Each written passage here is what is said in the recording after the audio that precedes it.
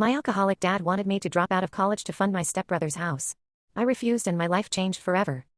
I'm Jennifer, 20 female, and my life has been anything but normal since I was 7 years old.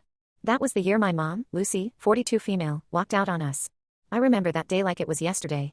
It was a sunny Saturday morning, and I was sitting at the kitchen table, coloring in my favorite dinosaur book. Mom and Dad had been arguing a lot lately, but I didn't think much of it. That morning, though, the argument was different. Louder. More intense. I heard Mom shouting, "I can't do this anymore, Tom. I'm suffocating here." Then came the sound of suitcases being dragged across the floor. I peeked out from the kitchen just in time to see Mom struggling with 2 large suitcases. Dad, 48 male, was following her, pleading, "Lucy, please. We can work this out. Think about Jennifer." But Mom didn't even look at me. She just walked out the door, got into her car, and drove away. I didn't understand what was happening. I kept asking Dad when Mom was coming back, but he just sat on the couch, staring blankly at the wall. Days turned into weeks, and Mom never came back. No phone calls, no letters, nothing. It was like she had erased us from her life completely. Dad, who had always been the fun parent, the one who would take me to the park and make silly faces to make me laugh, completely changed. It was like a switch had been flipped. Instead of stepping up to be the parent I desperately needed, Dad retreated into a world of alcohol and self-pity. Our once lively home became silent and oppressive. The fridge, which used to be stocked with Mom's home-cooked meals, now only contained beer and TV dinners. We lived in this tiny, run-down trailer on the outskirts of town. It wasn't much to begin with, but as Dad's drinking worsened, so did our living conditions. The roof leaked when it rained, the heating barely worked in winter, and the whole place smelled of stale beer and cigarettes. I couldn't invite friends over because I was embarrassed about our living situation. Not that I had many friends to invite. I was the weird kid at school, the one with unwashed clothes and tangled hair. The one who never had money for field trips or new school supplies. The one who flinched at loud noises because they reminded me of Dad's drunken rages. As I got older, I realized that if anything was going to change, I'd have to make it happen. By the time I was 13, I was basically running our household. I learned to cook by watching YouTube videos, figured out how to do laundry by reading the instructions on the detergent box, and even started managing our meager finances because Dad couldn't be bothered. I remember one particularly bad night when I was 14. Dad had been on a 3-day bender and we were out of food. I scrounged up some change from the couch cushions and walked 2 miles to the nearest convenience store in the pouring rain. When I got back, soaking wet and shivering, Dad was passed out on the couch. I made myself a sandwich with the bread and peanut butter I'd bought, went to my room, and cried myself to sleep. It was around this time that I met Lester, 15 female, at school. She was new in town and didn't know about my reputation as the trailer park kid. We bonded over our shared love of science fiction books, and she quickly became my best friend. Lester was the first person I felt comfortable enough with to invite over. I'll never forget the look on her face when she saw our trailer. She didn't say anything, but I could see the pity in her eyes. That night, after Lester left, I overheard her talking to her mom on the phone, describing our living conditions. I was mortified and sure that Lester would never want to hang out with me again. But the next day at school, Lester acted like nothing had changed. In fact, she started inviting me over to her house more often. It was there that I got my first taste of what a normal family life could be like. Lester's mom, Kim, 45 female, always made sure there was enough food for me when I came over. She even started teaching me how to cook proper meals. It was Kim who eventually helped me convince Dad to go to an AA meeting. She worked at a local addiction treatment center and offered to help Dad get into a program. At first, Dad refused. He'd yell and throw things whenever I brought it up. But I was persistent. I left AA pamphlets around the house, I begged, I pleaded. Finally, after months of nagging, he agreed to go to one meeting. That first meeting didn't magically fix everything, but it was a start. Dad started going regularly, and slowly, I began to see glimpses of the father I remembered from before Mom left. He got sober, found a decent job at a local factory, and our financial situation improved. But our relationship was still on shaky ground. Dad never apologized for those years he checked out. He acted like it never happened. I tried to talk to him about it a few times, but he always shut down or changed the subject. It was frustrating, but I learned to keep my expectations low. My saving grace through all of this was my grandparents, Rose, 70 female, and George, 72 male. They lived a few states away when everything went down with Mom, but as soon as they found out how bad things were, they sold their house and moved closer to help out. I remember the day they arrived. I was 15, and it was a few months after Dad had started going to AA. Grandma Rose took one look at me, pulled me into a hug, and burst into tears. "Oh, my sweet girl," she said, "I'm so sorry we didn't know sooner." From that day on, my grandparents became my rock. They provided the emotional support Dad never could. They were there for every school event, every milestone. When I needed help with homework or advice about life, they were always just a phone call away. They tried to help Dad too. I overheard many heated conversations where they called him out on his behavior. But Dad would just get defensive and refuse to acknowledge how he'd failed as a parent. It was a source of constant tension between them. Despite everything, I managed to do well in school. I threw myself into my studies, seeing education as my ticket to a better life. By the time I was a senior in high school, I was at the top of my class and had my sights set on college. That's when Dad dropped another bombshell. He started dating Vicky, 46 female, a coworker from the factory. Things moved fast, and within 6 months, they were married. Suddenly, I had a stepmother and a stepbrother, Freddie, 20 male, that I never asked for. Vicky and Freddie didn't understand my strained relationship with Dad.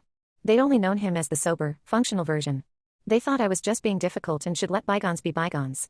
Freddie, who was only a few months older than me, would often say things like, "You should be grateful. Some kids don't have a dad at all." It was infuriating. They weren't there during the hard years. They didn't know what it was like to be a scared, hungry kid with a parent who was too drunk to care. They didn't understand the years of emotional neglect and broken promises. I was beyond relieved when I left for college. It meant less time around my new stepfamily and their judgment. I threw myself into campus life, determined to make the most of this new chapter. I made friends, joined clubs, and picked up part-time jobs. I was determined to be as independent as possible, even though Dad was still paying my tuition. During breaks, I'd usually spend time with my grandparents or make short weekend visits to Dad's. Freddie was away at his own college, so I didn't see him much. But Vicky was always there, trying to force this perfect blended family fantasy that just wasn't realistic. Last month, I went home for spring break, and the atmosphere was tense. Freddie was there with his girlfriend, Mia, 19 female, and everyone seemed on edge. Dad and Vicky were having lots of hushed conversations with Freddie and Mia. I tried to stay out of it, figuring it wasn't my business. Near the end of my visit, Dad sat me down for a chat. He asked about my college plans, which was unusual for him. Then he dropped a bombshell. "Jennifer, I think it might be best if you take a break from college. There's an entry-level position open at my company. You could work there, gain some real-world experience, and go back to school later." I was shocked. "Dad, why would I do that? I'm doing well in school and I have plans." He hemmed and hawed before finally admitting that the family was having financial troubles and my tuition was the biggest expense. He wanted me to drop out and work to help with family expenses. I was hurt and angry. I'd worked so hard to get where I was, and now he wanted me to give it all up. But a part of me felt guilty too. If money was that tight, maybe I should help out. I reluctantly agreed to think about it. The next day, I overheard Freddie and Mia talking in the kitchen. Freddie said, "I can't believe Dad and Vicky are gonna help us buy a house. This is gonna be perfect for the baby." My blood ran cold. I confronted Freddie, and he spilled the beans. Mia was pregnant, and Dad and Vicky were planning to use my tuition money to help Freddie and Mia buy a house. I was furious. I confronted Dad, and after a lot of back and forth, he admitted the truth. He and Vicky had decided that helping Freddie and Mia was more important than my education. They thought I wouldn't agree if they told me the real reason, so they lied about money troubles. I packed my bags and left immediately. I called my grandparents and asked if I could stay with them. They were livid when they heard what happened. Grandpa George was so angry that he called his lawyer right away. He added a codicil to his will that removed Dad as a beneficiary and made me the sole heir to their estate. I was touched by their support, but also sad that it had come to this. I'm back at college now, thanks to my grandparents' help. I haven't spoken to Dad or Vicky since I left. Freddie tried to reach out once, but I blocked his number. I'm hurt and angry, but also relieved to be free of the drama. I'm focusing on my studies and my future, determined to succeed despite everything that's happened. Update 1. It's been 3 months since the blow-up with my dad and stepfamily, and a lot has happened. I've been on an emotional roller coaster, trying to process everything and figure out how to move forward. First and foremost, my grandparents have been absolute saints. They're not only covering my tuition but also helping with living expenses so I can focus on my studies. I can't express how grateful I am for their support. They've always been there for me, but this level of generosity is overwhelming. I remember breaking down in tears when Grandpa George told me not to worry about money. "Your job is to study and build a good future for yourself," he said. "Let us handle the rest." About a month after I left, Dad started calling and texting constantly. At first, I ignored him. I was still too hurt and angry to deal with him. But he was persistent. He left voicemails apologizing, begging me to talk to him. After about 2 weeks of this, I finally agreed to meet him at a coffee shop near campus. I was nervous about seeing him alone, so I asked my friend Lena, 20 female, to come with me for moral support. When I saw Dad, I was shocked. He looked terrible.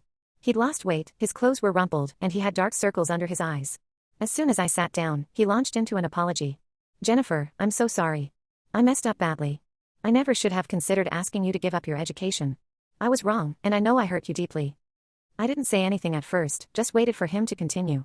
He went on to explain that after I left, he and Vicky had a huge fight. She couldn't understand why he was so upset about my reaction. According to Dad, she said something along the lines of, "It's not like she's your real daughter anyway. Freddie and the baby are your family now." Dad said that's when he realized how toxic the situation had become. He told Vicky that I was absolutely his real daughter and that if she couldn't accept that, their marriage was over. They've been separated ever since, and Dad's filed for divorce. I was stunned. Part of me wanted to believe him, to think that maybe he was finally choosing me over everyone else. But another part of me, the part that remembered all the broken promises and disappointments, was skeptical. I told him I appreciated his apology, but I needed time to process everything. He seemed to understand and didn't push. After that meeting, I talked things over with my grandparents and Lena. They all advised caution, reminding me of Dad's past behavior. Grandma Rose said, "People can change, sweetheart, but it takes time and effort. Don't rush into anything." Lena was more blunt, "He's messed up before, Jennifer. Don't let him hurt you again." I decided to take things very slowly with Dad. We've had a few more meetings since then, always in public places. To my surprise, he's been respectful of my boundaries. He's not pushing for forgiveness or trying to sweep things under the rug like he used to. He's actually listening when I talk about how his past actions affected me. During one of our talks, I finally gathered the courage to ask him about my mom. It's a topic we've both avoided for years. Dad sighed deeply before answering. "Your mom. She had her own demons," he said. "She struggled with depression for years, but she refused to get help. I think leaving was her way of running from her problems.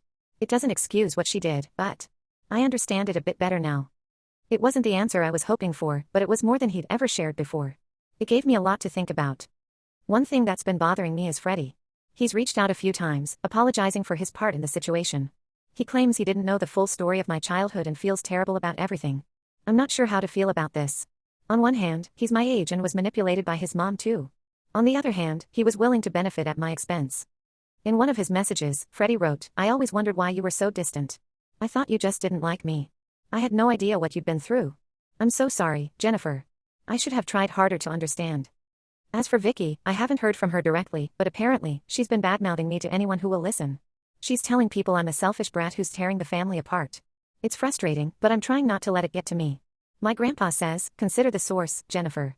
Her words say more about her than they do about you." My focus right now is on my studies and my mental health. I've joined a support group for adults who grew up with alcoholic parents, and it's been really helpful. It's comforting to know that I'm not alone, that other people have gone through similar experiences and come out the other side. I'm cautiously optimistic about the future, but I'm also protecting myself. I'm not rushing into reconciliation with Dad, and I'm keeping my guard up. I've been hurt too many times before to let my defenses down completely. But I'm also trying to be open to the possibility of change. Only time will tell if Dad has really turned over a new leaf or if this is just another phase. Update 2. It's been another 2 months, and things have taken some unexpected turns. I'm still processing everything that's happened, but I'll try to break it down.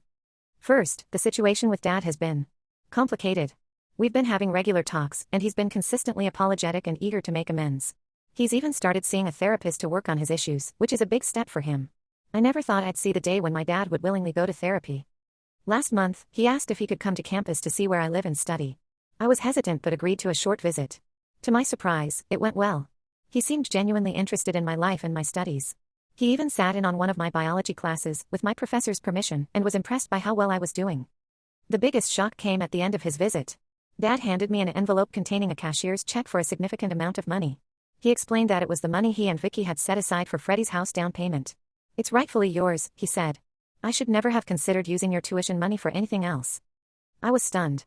Part of me wanted to refuse it, but another part recognized that this was Dad trying to make concrete amends. After talking it over with my grandparents, I decided to accept the money but put it into a separate savings account. I'm not sure what I'll do with it yet, but it's there if I need it. As for Freddie and Mia, their situation has changed dramatically. Mia had a miscarriage, which is sad, but it's made them reconsider their rush into parenthood. Freddie reached out to me again, this time with a long email explaining his side of things and apologizing for his role in everything that happened. He admitted that he'd been naive and easily manipulated by his mom, but he's starting to see things more clearly now. In his email, Freddie wrote, "I always thought I had this perfect family, but now I'm realizing it was all just for show. Mom always made you out to be the problem, but I see now that she was just trying to cover up her own issues. I'm sorry I didn't try harder to understand your side of things." I'm still not sure how I feel about Freddie. On one hand, he's a victim of Vicky's manipulation too. On the other hand, he was willing to benefit at my expense. I've decided to keep him at arm's length for now, responding politely but not engaging too deeply. Vicky, meanwhile, has shown her true colors. When she found out about Dad giving me the money, she went ballistic. She's been spreading nasty rumors about me and even tried to turn my grandparents against me, which backfired spectacularly. Dad says her behavior is just reinforcing his decision to divorce her. Through all of this, my grandparents have remained my rock. They've been supportive but also helped me stay grounded. Grandpa George likes to remind me, trust, but verify. It's become my mantra in dealing with Dad and Freddie. I'm doing well in school, and I've even started dating someone. His name is Ethan, 21M, and we met in my advanced chemistry class. He's been incredibly understanding about my family drama. He comes from a close-knit family himself, so he's been a good sounding board when I need to vent. Overall, I'm cautiously optimistic about the future. I'm proud of how I've handled everything, and I'm starting to believe that maybe, just maybe, I can have a healthier relationship with my dad. But I'm also staying vigilant. I've been hurt before, and I won't let it happen again. Update 3. It's been 6 months since my last update, and a lot has changed. Some for the better, some. Well, it's complicated. Dad's divorce from Vicky was finalized 3 months ago. It was messy, with Vicky trying to claim half of everything, including the money Dad had given me. Thankfully, the judge saw through her tactics and ruled in Dad's favor. Since the divorce, Dad has been working hard to rebuild our relationship. He's still seeing his therapist regularly and has joined a support group for recovering alcoholics who want to repair family relationships. It's been a slow process, but I can see genuine change in him. We've had some deep conversations about my childhood and the years he spent drinking. For the first time, he's truly acknowledged the pain he caused and taken full responsibility for his actions. It's been both healing and heartbreaking to hear him talk about it. One particularly emotional moment came when Dad gave me a letter he'd written. In it, he detailed all the ways he'd failed me as a father and expressed his deep regret. He also wrote about how proud he is of the person I've become despite his shortcomings. I won't lie, I cried when I read it. As for Freddie, we've slowly been rebuilding a relationship. It turns out that Vicky had been feeding him lies about me for years, painting me as a troublemaker who was jealous of their perfect family. Now that he knows the truth, he's been making efforts to get to know the real me. Freddie and I have had some long talks about our childhood experiences. It's been eye-opening for both of us. We're not best friends or anything, but we're developing a mutual understanding and respect. Mia and Freddie broke up a couple of months ago. The stress of everything that happened took its toll on their relationship. Freddie's been struggling with it, and surprisingly, I found myself being a source of support for him. It's a strange turn of events, but it's bringing us closer as step-siblings. Vicky, unfortunately, hasn't changed. She's still spreading rumors and trying to cause trouble. She even showed up at my grandparents' house once, demanding to speak to me. Grandpa George threatened to call the police, and she hasn't been back since. We're considering getting a restraining order if her behavior escalates. On a happier note, things with Ethan are going really well. He's been my rock through all of this family drama. Last month, he invited me to spend the holidays with his family. It was a bit overwhelming at first, they're a big, boisterous bunch, but it was also wonderful to experience what a healthy family dynamic looks like. As for me, I'm thriving in school. I'm on track to graduate a semester early, and I've already had some promising job offers. The money Dad gave me is still sitting in that separate account, untouched. I'm thinking about using it to travel after graduation, something I never thought I'd be able to do. Looking back on everything that's happened, I'm amazed at how far I've come. There were times when I thought I'd never have a real relationship with my dad, and now we're slowly building something meaningful. It's not perfect, and I still have my guard up, but it's more than I ever expected. I'm proud of myself for standing my ground and not letting anyone push me around. I'm grateful for my grandparents, who've been unwavering in their support. And I'm cautiously optimistic about the future. Life isn't perfect, and I know there will be more challenges ahead. But for the first time in a long time, I feel like I can handle whatever comes my way. I'm not that scared, lonely little girl anymore. I'm strong, I'm resilient, and I'm ready for whatever the future holds.